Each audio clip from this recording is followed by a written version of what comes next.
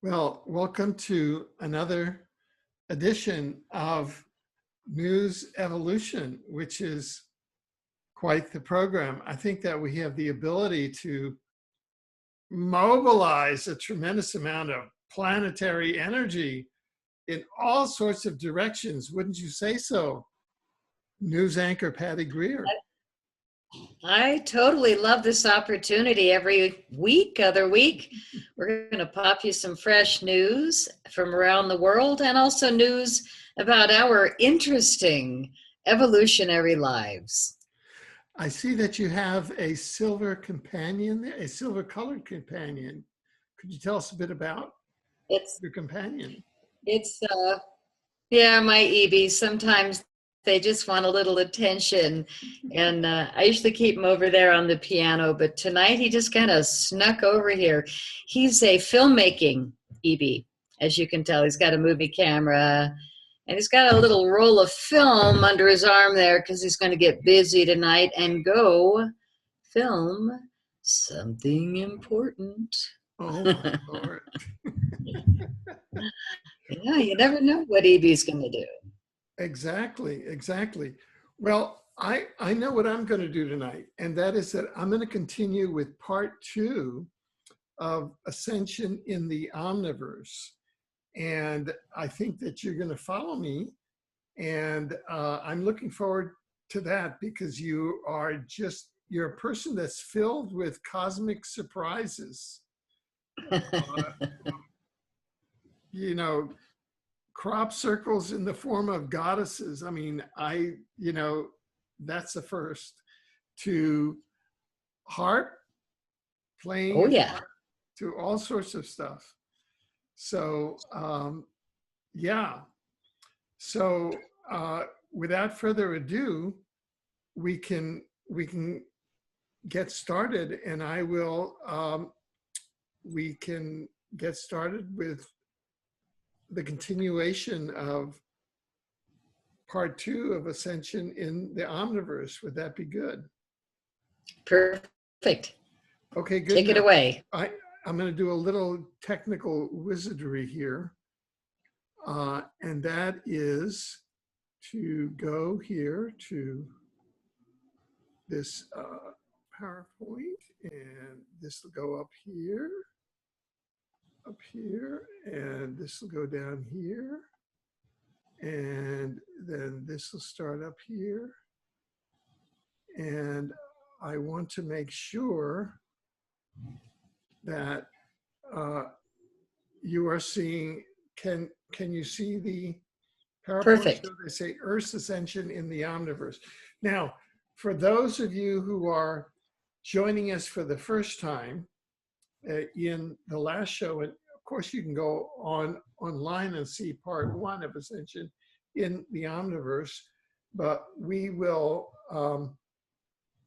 just be doing a quick refresher of the first couple of things, and that's omniversity.info. If you go there, that's right now the news and information blog of Omniversity, which is, you go to a university to study the universe, and universities are full of gatekeepers, so they only let you study the universe and not the really good stuff, which is up in the Omniverse, in the sort of the afterlife, and in reincarnation, you study God and the spirit being from a scientific point of view. So in the fall, winter of 2018, we'll be launching Omniversity, which is where you study the Omniverse, and you can go to omniversity.info and begin to study a lot of stuff that normal universities, even the Oxfords, the Cambridge, the Harvards, the Yales, the Sorbonne. I remember being in Paris and going into the Sorbonne and saying, wow, this is it. And no, it's not even taught there, only at the Omniversity. Isn't that curious? Well, so Earth's Ascension in the Omniverse. And so very, very quickly, we were looking at what Ascension is, apart from a very active meme from 2012 to 2018 in the world now. And we just showed that some people think that Ascension means planetary and mass or individual density shift, or inner awareness elevation from third density, which is kind of a focus on time, the time and space hologram that we're in, to more of an awareness of unity, consciousness, love, more of an ascended, elevated view, rather than the, sort of the we are one view, rather than I win, you lose, which is what our period in this third density cycle has been in. And so we have been looking at various options of what are we in an ascension time, and there are various things. One is that, are we at the end of a great year? And the great year is a 26,000 year cycle that the Earth takes around the precession of the equinoxes. That's one way of looking at it. There's another way of looking at it. And so, yes, we're at that phase. So that's kind of the big deal, Ascension. There's another view that no, and there's another view that it doesn't matter. But whatever you think about Ascension, the essence of it is human species consciousness evolution and DNA activation. So there are the classic proponents of Ascension in writing, David Wilcock and Dr. Michael Salla. David Wilcock has written and said, just in short, saying that the greatest secret, quote from his book, Ascension Mysteries, the greatest secret these insiders have shared with me is that a massive energetic shift is happening on Earth. We are apparently moving into a dense cloud of highly charged energetic particles in our galaxy that is shifting our DNA. And Michael Salla, in his book, Insiders Reveal Secret Space Programs and Extraterrestrial Alliances, holds that, we may be going into planetary ascension, because that happens once every 3 great years, or once every 75,000 years. Why? Because the law of one says that, which is a channeled source from a kind of a soul complex called the Ra group. Okay, so that's kind of their approach. There are other approaches like Dr. Richard Allen Miller and Gary Peter Carlson, who say, look, it doesn't matter whether or not you're at the end of a great year. Ascension really means an inner expansion of the state of mind of the individual into a unity consciousness. And Dr. Richard Allen Miller has said that it's a sigma event. In other words, 99.95% that, quote, the Earth's ocean currents will have to reboot as soon as by 2020, with possible, Earth natural catastrophes, in other words, breakdown, breakthrough. And Gary Peter Carlson, you can go to these different views. They're up on truetube.co as well, NewsInsideOut, ExopoliticsTV. He says that we may have planetary ascension by 2018 to 2020. If we don't, we'll have a Nibiru flyby followed by 10% of humanity's individual ascension between 2025 to 2029. And what's holding humanity back now, and why this is such a sort of a dire thing, in other words, humanity really has to get it together to ascend between 2018 to 2020, or else they're going to send a Nibiru after us, is that there are human bodies with reptilian souls that do not have empathy, that are in positions of power. According to Gary, he says there are about 1 million plus, 1,010,000 or so reptilian souls that are in positions of power. They kind of have a system worked out whereby they get themselves into the positions of power in the 3 reptilian Anunnaki control areas, which is money, government, and religion. They got all of that covered. If you go to the Mystery Babylon, pyramid of power is God at the top, whatever they call God. And at the next one is Jesuits and rabbis, followed at the next level by monarchies, bankers, you know, all that. And they're all human bodies and reptilian souls. And that's that pyramid of power that controls us all. In royal weddings and bank loans and dirty tricks by Jesuits and rabbis, you know, the synagogue of Satan rabbis, not the genuine, you know, religious, spiritual entities. So the next point of view really comes from the inner earth.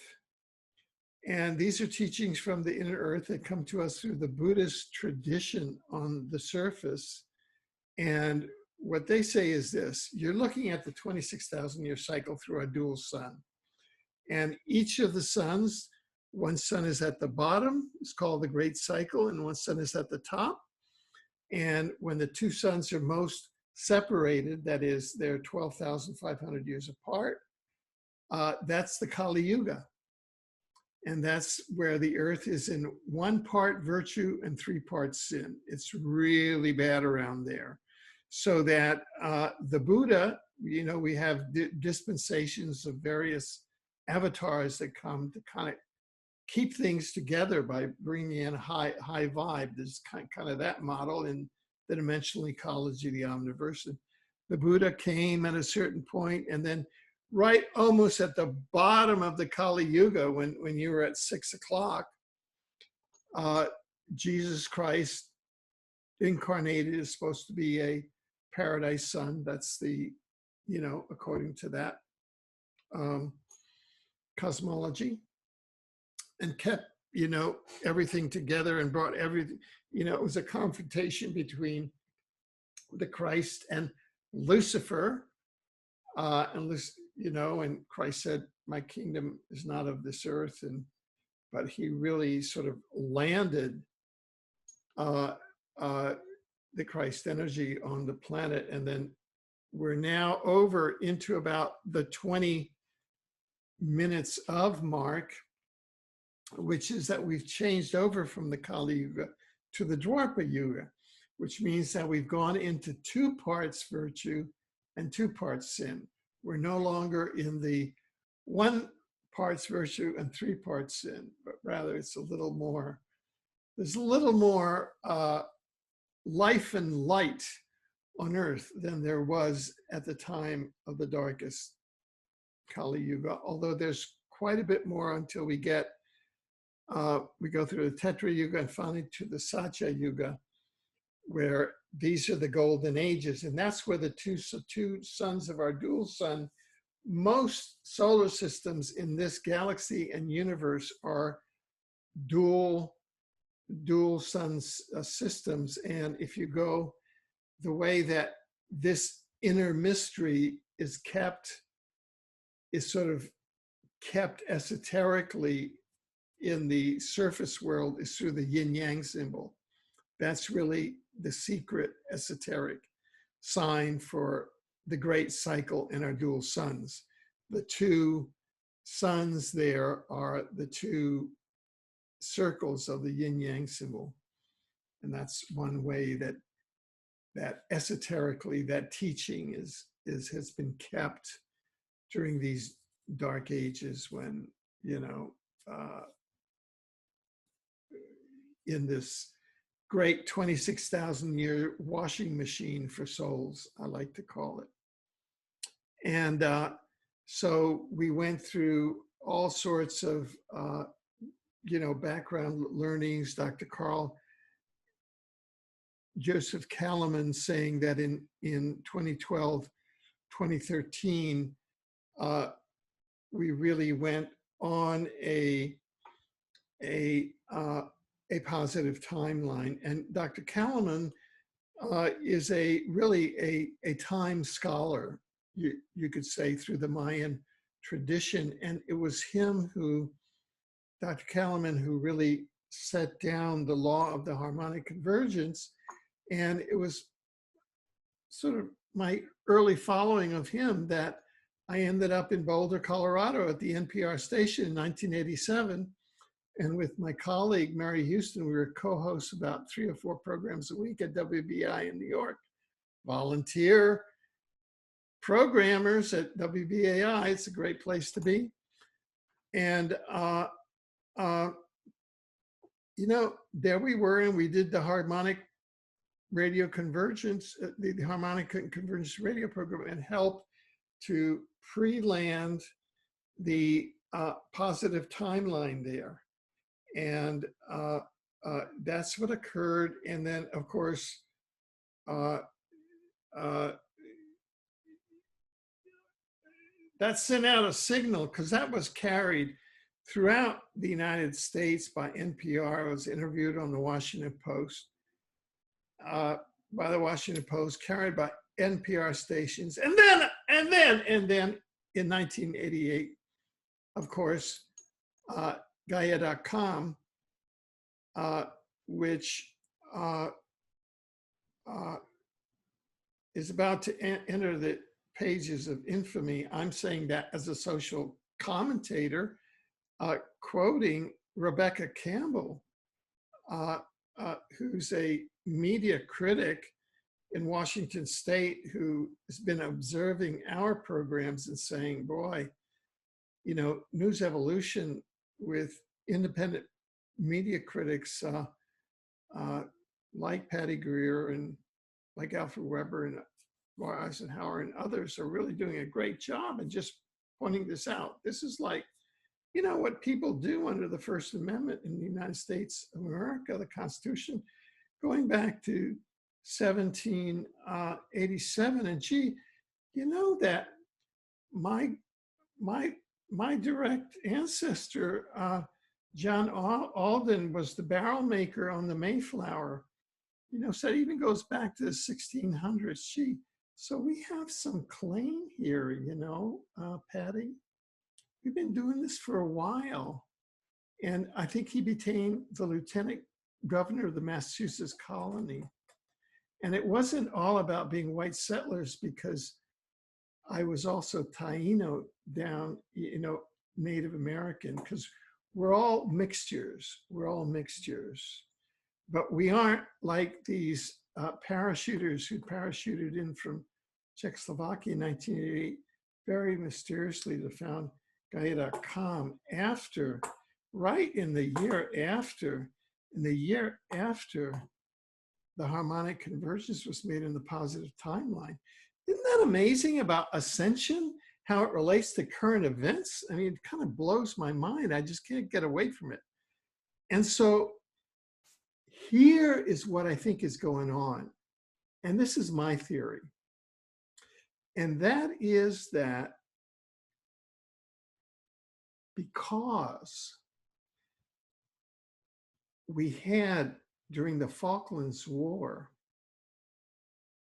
we had an aggressive invasion by the British and by American intelligence, military intelligence, that invaded a Blue ET base under Tool Island in the Falkland Islands, where the Blue ETs were deprogramming a doomsday device of PPAI, predatory pathogenic artificial intelligence, under Tool Island that was embedded in a black goo that rogue reptilian, Draco reptilian, and other manipulatory ETs had left there as a doomsday device in case they were going to be pushed off the planet. And the Blue ETs were deprogramming that. And the British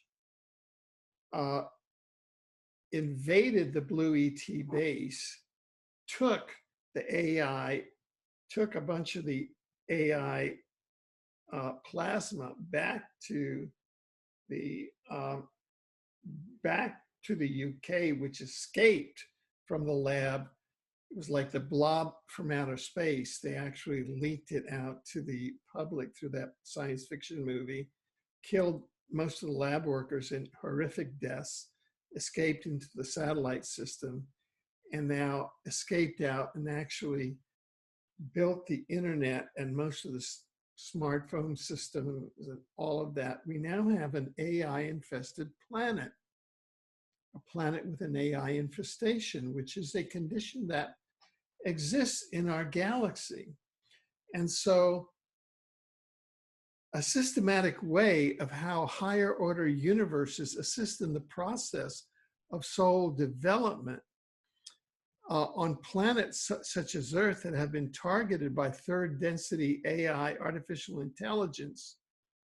Density shift is teleportation to a more advanced density or dimension of consciousness, and is a specific mechanism by which planets can teleport to a fourth, fifth density where the AI infestation, such as Earth has now, because the AI has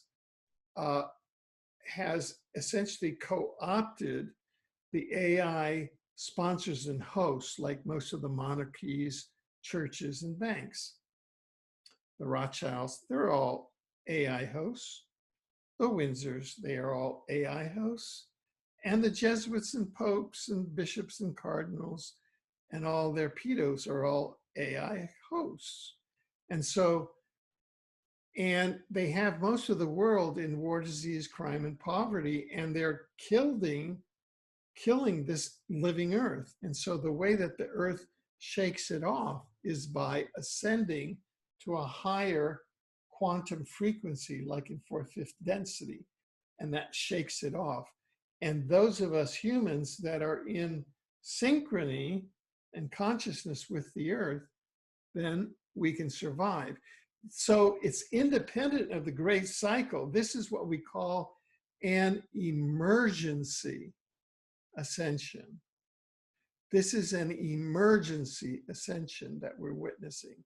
It's happening totally out of sequence because it's happening at about 18 of or 20 of the hour and not at the midnight hour on the great cycle that would normally happen in the Satya Yuga, not somewhere at the beginning of the Dwapara Yuga.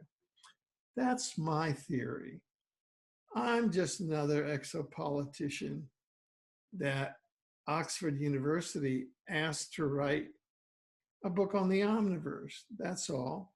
And I'm just the guy that created exopolitics with my book, Exopolitics. That's all. Those are my credentials. Oh, and the short gray ETs coordinated the abduction of President Jimmy Carter, chrononaut Andrew DiBasciago, and Alfred Lambremont Webre to bring you the Carter years, the attempted progressive agenda before the draconian Bushes, George H.W. Bush intervened with the attempted assassination of Ronald Reagan. And then we had the Bush years and the Obama years. And then finally, now we have the attempted salvation through the King of the North and the King of the South, which is Trump and Putin, etc. Those are the cosmic dramas.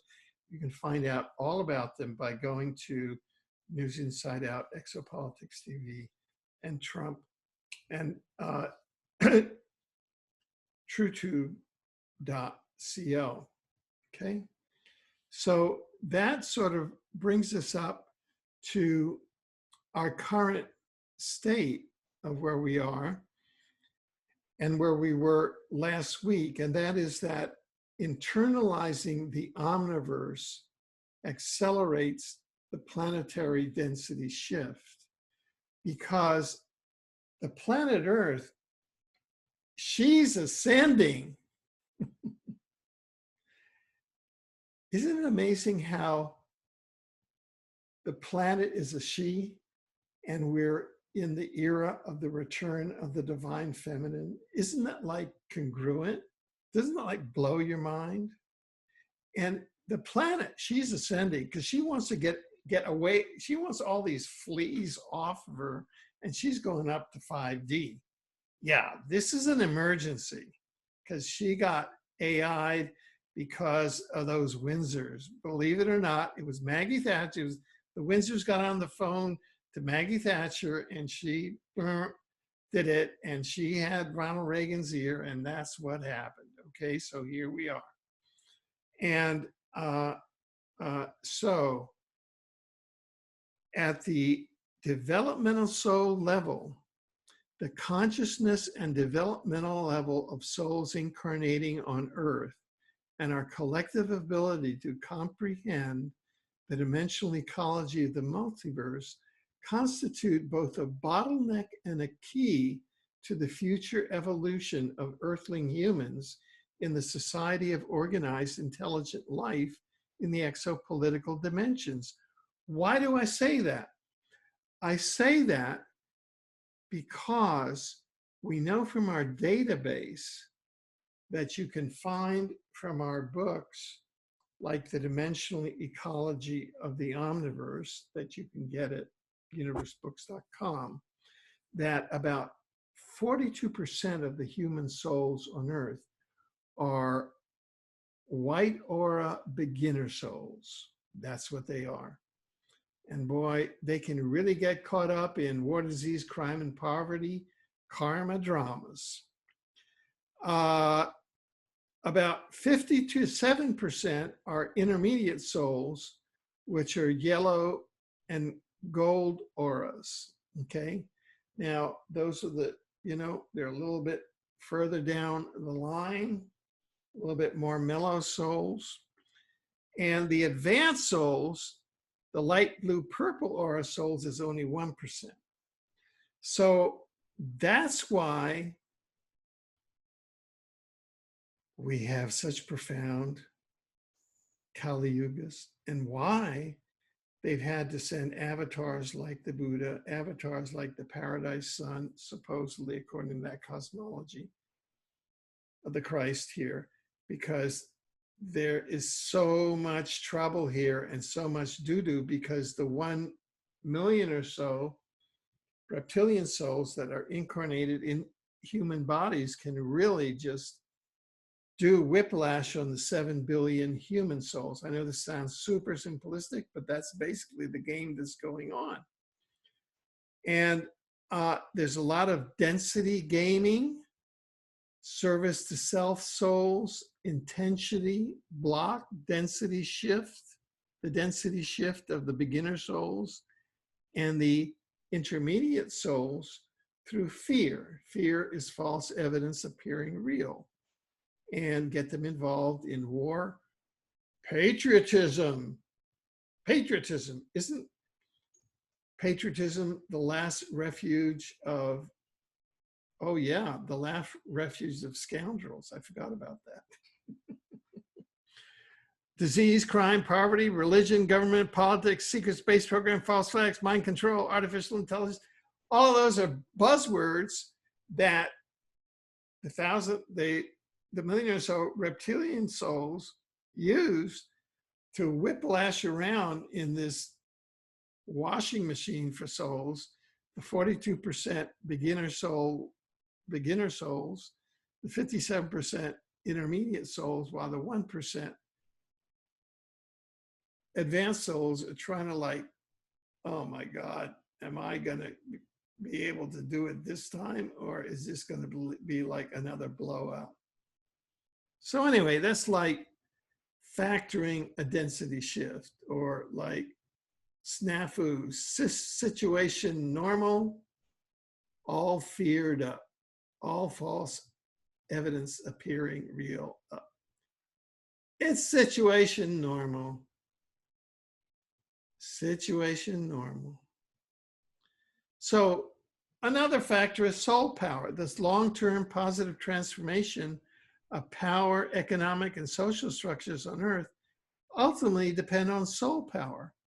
That is, significant soul development during incarnation can occur as breakthroughs in how science-based knowledge and information about the dimensional ecology of the omniverse is consciously internalized and openly acknowledged in human society on Earth.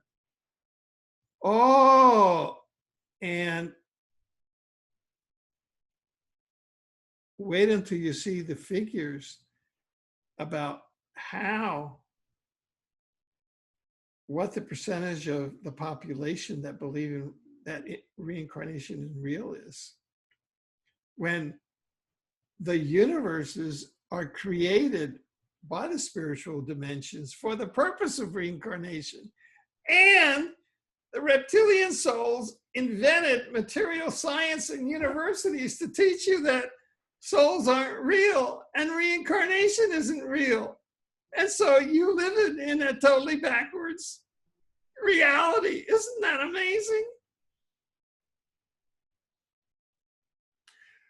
Let's take a look at current public opinion. According to a 2011 Ipsos poll taken in 23 nations among 18,829 adults, one half, 51% of global citizens definitely believe in a, quote, divine entity, compared to 18% who don't, 70% who just aren't sure. The Ipsos poll also found similarly half, 51%, believe in some kind of afterlife, while the remaining half believe they will either just cease to exist, 23%, or simply don't know, 26%. So here we are. The human race has been incarnated on planet Earth, contrary to what you learn by going into debt for $500,000 a year that you have to pay off on your, if you're lucky, $30,000 a year salary.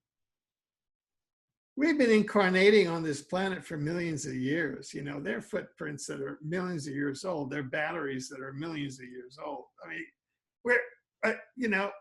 those reptilians teach us all kinds of crap. Reincarnation, 7%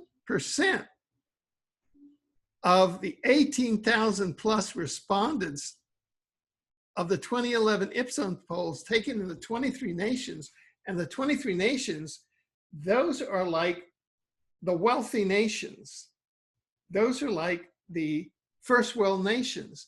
7% of respondents believe in reincarnation. And that's why the universes are created, is for reincarnation. That's how backwards the controllers of this planet have created, so that the human souls, the 42% of beginners and 50% of intermediates, come in here and they don't know if they're coming or going. Belief in the survival of the soul after death has declined from 69% to 64% in the recent Harris poll. Now, here's a silver lining, but 24% of Americans believe in reincarnation. That's the December 2013 Harris poll. No wonder the British Crown and the Synagogue of Satan want to base hit Americans, which is what they've been doing. And if you go to deagle.com, you'll see that the 2016 population of Americans was 324 million. Well, it was up until a year ago. The 2025 projected population of the United States was 54 million. Now it's up to 100 million. I call that the Trump factor. But anyway, I guess you're beginning to get the picture, huh? I hope. And so what ascension and density shift is about also is human species evolution. And just as the being Earth is ascending to avoid artificial intelligence, so the human species is, by my estimation, of the way I see it, evolving consciously to avoid termination by one older fragment that we know as Homo sapiens.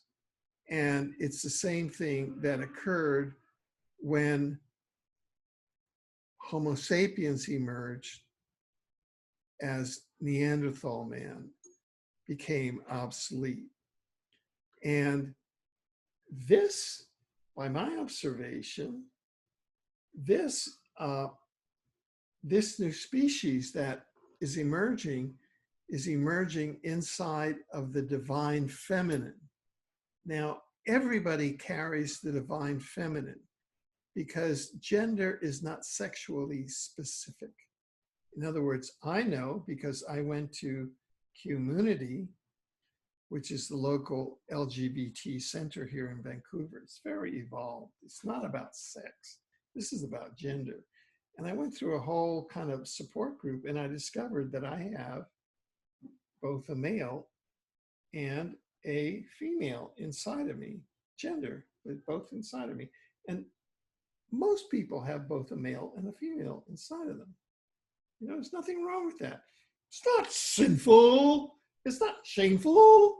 It's natural. And what's evolving now, the difference between Homo sapiens and Femina Universalis is that the divine feminine, I think, is not caught up in duality consciousness, which is I win, you lose, which is what wars were all about, and those duality consciousness things, but rather we are one. And that is what the ascension is about. So I think that all of these things are happening, that the planet Earth is ascending because it's escaping an AI infestation. It's not necessarily connected to the great year. Rather, it's connected to environmental necessities inside an AI-infected portion of the galaxy or the solar system in which it finds itself. And concurrently with this, there is a new human species which is emerging from the inside. It's an inner ascension in that Femina Universalis, and we're honoring it as the emergence of the divine feminine. And that's the significance, I believe, for example, of the goddess crop circle, which is emerging from Homo sapiens, who is leaving behind a civilization that would have destroyed the planet with war, disease, crime, and poverty, and environmental degradation, and no way out. And so what do we mean by universe, multiverse, and omniverse? Those are the three principal cosmological bodies through which humanity comprehends the cosmos. The omniverse equation and hypothesis is omniverse equals multiverse plus spiritual dimensions. In other words, what the omniverse is the totality of universes in the multiverse plus the spiritual dimensions. And the spiritual dimensions are where souls plus spiritual beings plus source or God are. And a universe in ordinary conventional history, it was the Sumerian astronomers around 3500 BC and cosmologists that codified and really developed our concept of the universe as in science, as a discrete, organic, holographic creation of time, energy, space, and matter that included multiple timelines as an ecology of dimensions. And universities study the universe, which is a holographic creation of time, energy, space, and matter. In other words, it's material, it's matter bound. And the next conceptual advance is that of the multiverse, a term coined in 1895 by the American psychologist and philosopher William James from Harvard, to mean the totality of all universes encompassing all time, energy, space, and matter. And two Stanford scientists developed an estimate of the actual number of physical universes of time, space, energy, and matter that are in the multiverse. That number is so large, it's actually 10 to the 7th to the 7th. And we don't have a name for that, but if you write that out, if you write it out in 12-point type, the number itself would be more than 260 million miles long. And so the omniverse is the integrated whole of the multiverse, the totality of universes, plus the spiritual dimensions of the intelligent civilizations of soul, spiritual entities, and source. And the omniverse was first formally proven in 2014 in two independent science-based books, respectively, by David Bertolacci and yours truly. And scientific discoveries are often simultaneously made in different parts of the earth. And the discovery of the omniverse, like the universe back in 3500 BC, and the multiverse in 1895, and the omniverse in 2014, is often made by made by a bunch of different people in different parts of the earth at the same time. And nature likes to do that for redundancy. And so here is a sample of sources that you can go further into these thoughts, and just go to universebooks.com. And so we are now, oops. Gee, I don't know how to. We're back. We're back. Yeah, here we are.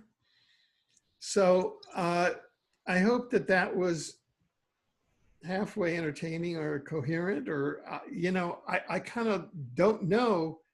For me, it's so clear, but then you know how it is when you can see things so clearly, and then you just hope that the vision that you have, and you try to jump around, to try to engage people and try to make it simple for them, or transmit your own particular aha. So how did I do? Do you think I transmitted something of a vision that people can say, oh, gee, that was interesting, or there's something there? What do you think? I do indeed. I think that The good thing about our show is that we bring the male and the female perspective.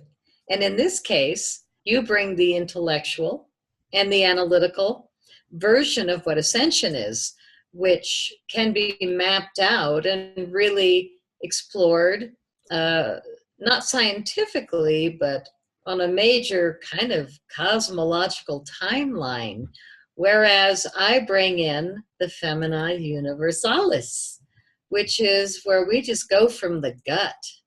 And we talk about, rather than the intellect, we speak more from the heart. I guess I should speak for myself. I'm going to speak more from the heart about what I feel Ascension is with all of our shows. And it's a great balance, because there will be people in the audience that want that analytical perspective. But some of them are going, I'm spinning out. So they're thinking, what does that mean for me? How can I move into my own ascension? And that's when the female wisdom comes more handy. Like on a practical level, on a physical level, what can I do in my own spiritual, physical, and emotional life to help myself ascend, no matter what's going on around me? And so this is where I go. Every day I wake up and I start with gratitude, because I think that what you put out, you're definitely going to get back. And maybe it's because my life is pretty wonderful now that I wake up with so much gratitude. I also go to sleep with gratitude, because I have restructured the way I think. Rather than being affected by the drama, even if it's my life, I think there's some this week, but I mean, seriously, there's so much more positive ways to spend my energy once I finish doing my homework for the strange things of life. Like recently, I heard a really interesting motto, and it made me think, and I want to share this with all of you. The woman asked the question, what do I want in my life? Do I want to save the world, or do I want to savor the world? Do I want to be a hero and a warrior priestess, like I have been the last, shall we say, 6 months, trying to help clean up, something that it appeared as if it needed some serious help? And I'm looking around and I'm like, where's everybody? And there's all this noise in the closet, because there's all these people in the closet. And it's really full. And thank God there's like 6 doors, because there's a whole ton of people in the closet. So now I'm standing out here with my sword going, I hear the swirling of the flush, but everybody's in the closet. So I had to pull out my sword. And, I had to make some steps to see what I could do to change history. But I'm just a girl. Oh, wait a minute. I'm a woman. I'm a warrior priestess. I'm a human. I'm feminine. And I'm divine, and I'm powerful. And so are all of you, women and men.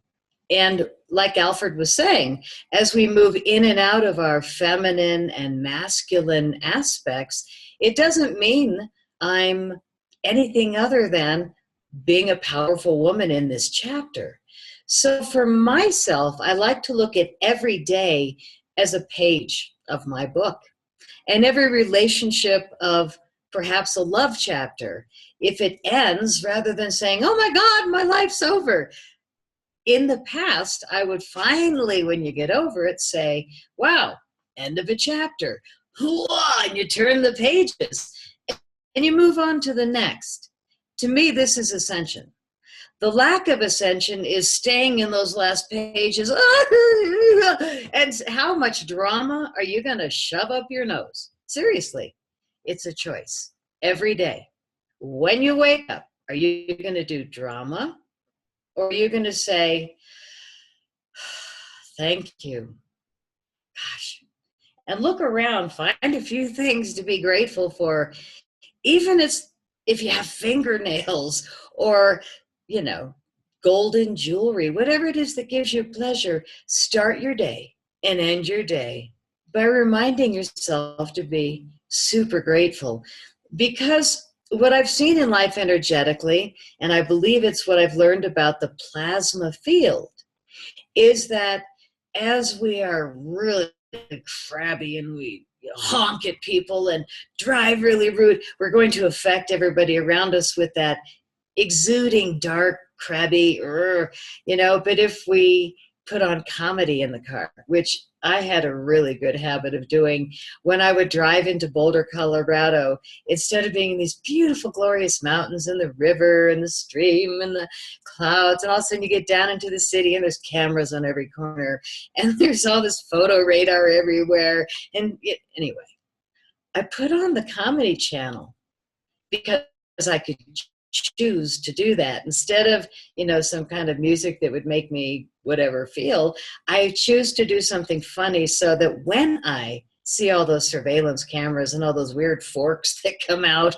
from, I don't even know what they're doing, monitoring, but whatever it is, I start laughing in my car, even if it's barely funny, because I got my windows up and I'm having my own life.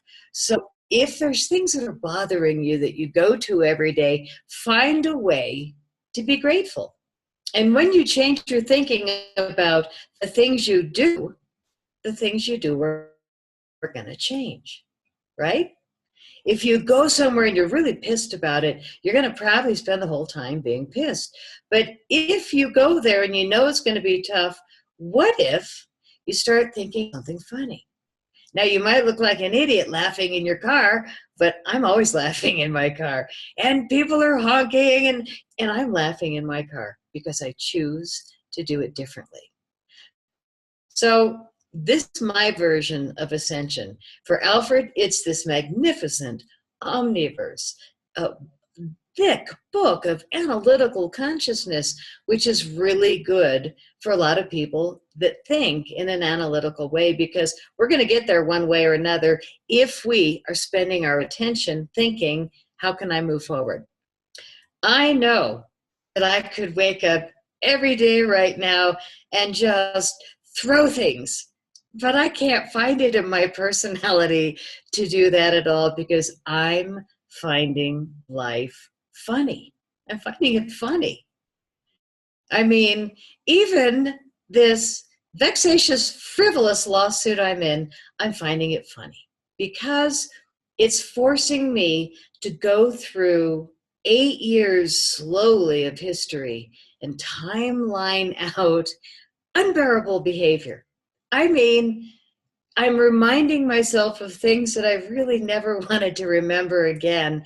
And it's making me laugh because here I am, a divine, feminine woman who went in a bunch of crop circles, made a bunch of movies, brought home a bunch of yummy little EB awards because the movies were filmed in the fields. They taught people a lot, and perhaps they can help us move forward with our ascension and bring the food supply back. But the experiences with humans made it so that I'm ready for my next chapter. If you can't move the bus and you can't get the stuff off the bottom of your shoe, how long are you going to keep fighting? Even as big as this thing was for me, my entire career of being a speaker and a movie maker and all these awards, and it's like, oh man, so much fun. You can always get them on my website, cropcirclefilms.com. You can always find them on Amazon, and perhaps leave me a nice comment if you see the movies. But it's a field that has lost its glory.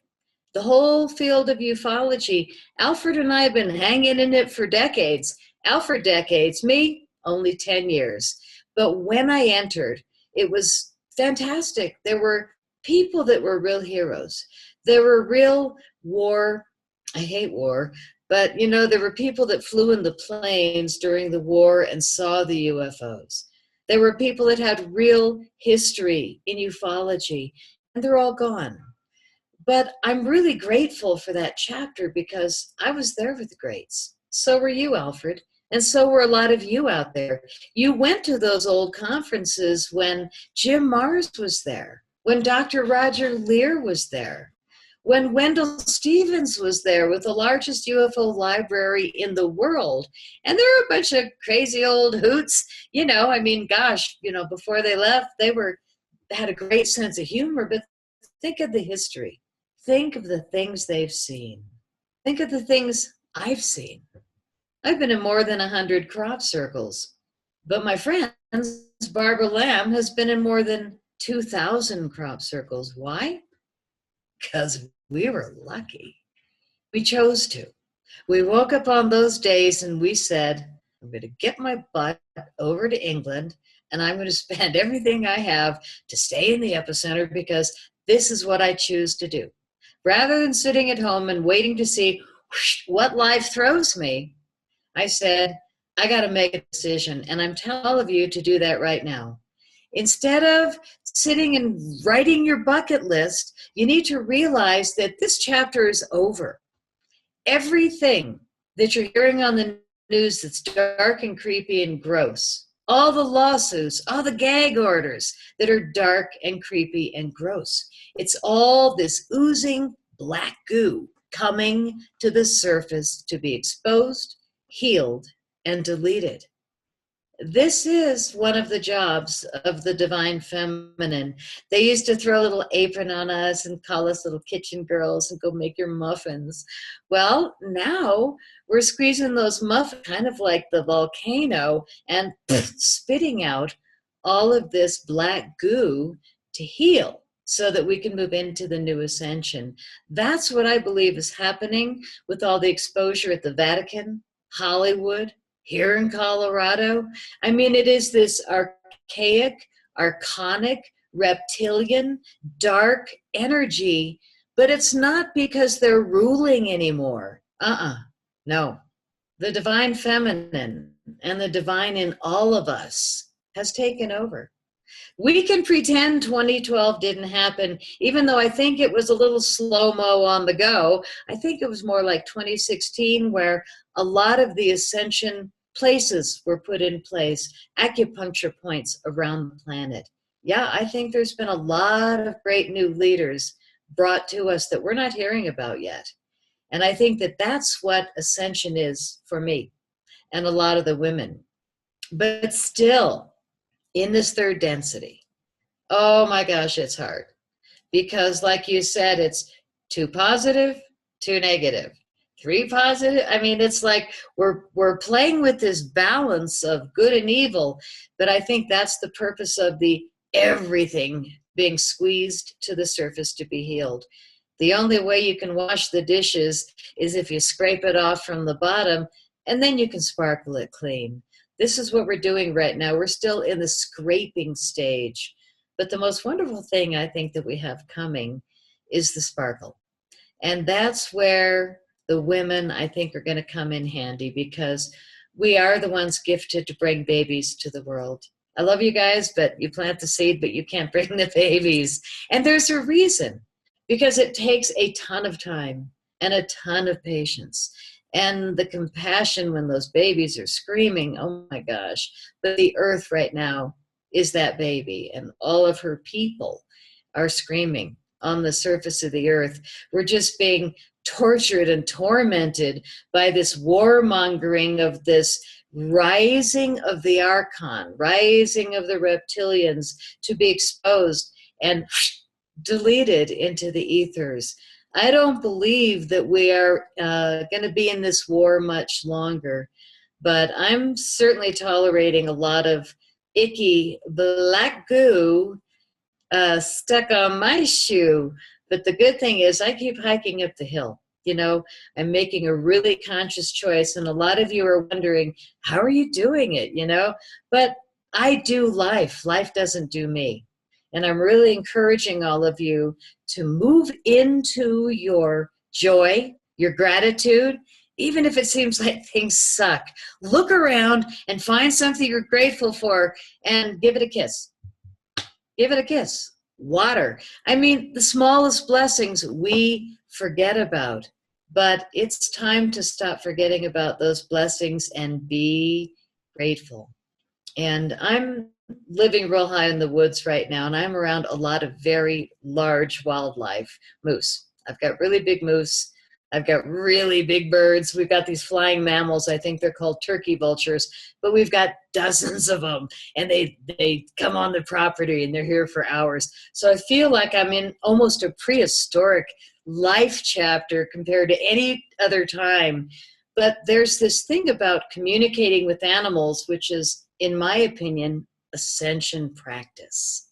Whereas I know that energetically with my plasma field, when I am 20 feet from that moose and he's staring at me, I know not to go, "Wah!" because then he will go, you know, they react as we do, which I think is going to be other dimensional response also.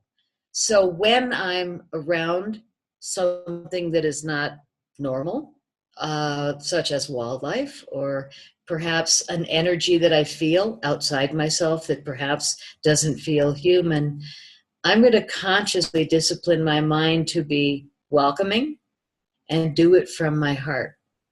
I'm not going to go into my mind of memory of, oh my gosh, I'm supposed to be scared. This is one of the biggest keys also, in my opinion, of moving into ascension, is being present in the moment and making conscious choice from your heart. This is how we're going to move into a higher frequency, is by listening more of the combined heart-mind personality rather than rushing all the time and being in a hurry but not really feeling. This is where ascension is going to lie, is that coming more into our hearts and responding from our hearts in a very divine, feminine way. And this is how I think that we're going to get forward, and I see it happening. I'm hearing little bits of news, which I don't want to report yet, but I think really great things are happening that we don't even know about. And I think ascension is upon us. But if we live in fear, false, what was it? False energy appearing real? False evidence. Evidence, right. False evidence appearing real. I think one of the most difficult things also is living with the 4 agreements and forgetting to stop assuming things. We waste so much energy assuming things that aren't. I know I've got people around me in my life right now flipping out about what I'm going through, but I'm not flipping out. I'm choosing consciousness. And so these are my words of wisdom from a place of an elder and also being a divine feminine, and sitting in a place where I could be panicking, but I don't choose to, because that would be a waste of my power and my energy and my ascension for today. Every day matters. Every single day matters. So what are you going to do? Start being grateful. Focus your attention. Set your goals, but don't put them way out there on the bucket list. Do it soon. Start using your determination to move into your next chapter. Don't just sit in the sludge. If you're not happy, do something about it, because you're powerful, a lot more than you know. Amen. Well, thank you so much. And you know, this is kind of our Labor Day special, right? And labor, you in fact, you use labor. Labor Day has multiple meanings, especially in the divine feminine, because the divine feminine goes into labor at the time of birth, as I understand it. I mean, you've gone through the birth process. I've only been born. But so so in a way, I know that today, as I was working toward this, preparing for our program today, I've sort of been going through all of my current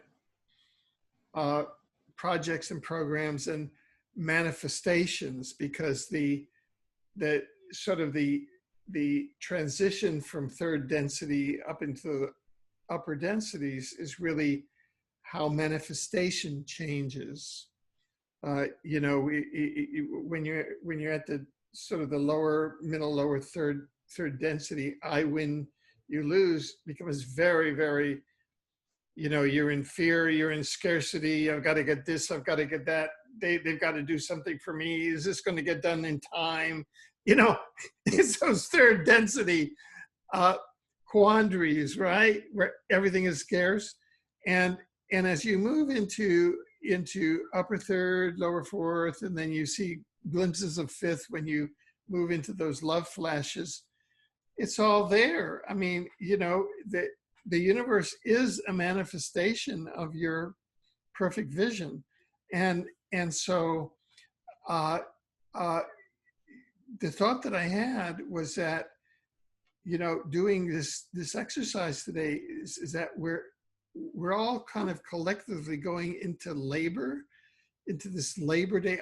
I'm not belaboring this metaphor, but we're all going into kind of a collective labor, and that we're really birthing something. We're birthing this new world. Now, people say, well, where is it? Hey, it's you. You're birthing you. I know that's a lot of paradox. However,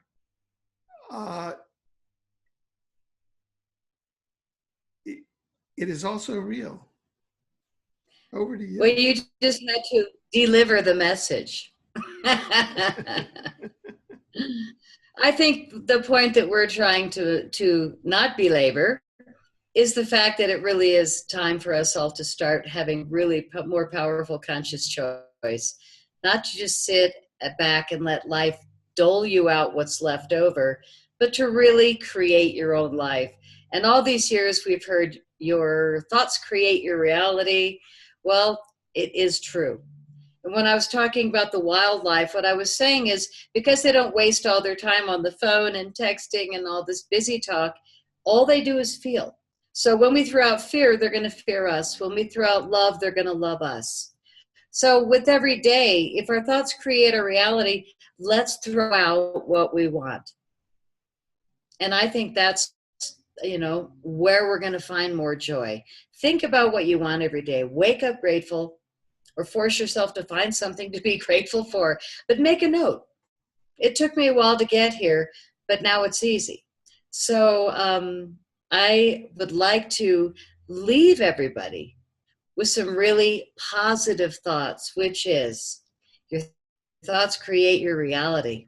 So create what you want your reality to look like. And no matter what's going on around you, see what it is that you want to see in the world. And I believe it'll come to you. But if you sit around in the fear and the agony of what bothers you, what is, you will create more of that. So I'm definitely being tested, and I could give a freaking care about all that stuff that's negative because I've got far better things to do with my life. So my punchline is save the world or savor the world. I'm going to go for savor. So I think that each of us is being given a really serious job. I did mine. I delivered a lot of information from a lot of different people. I have been a reporter and instigative journalist.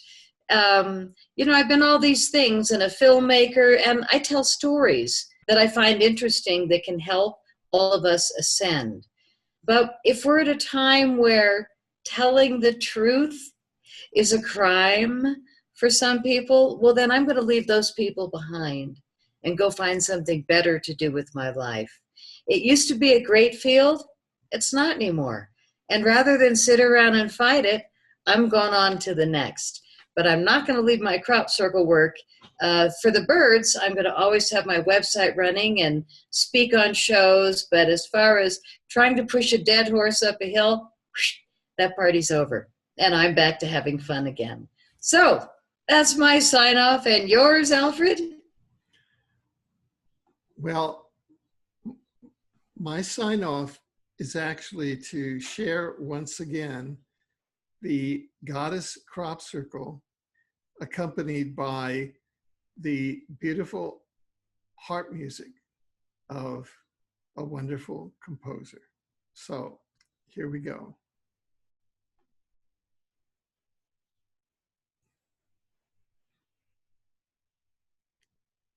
Where did it go? Oh, here we go.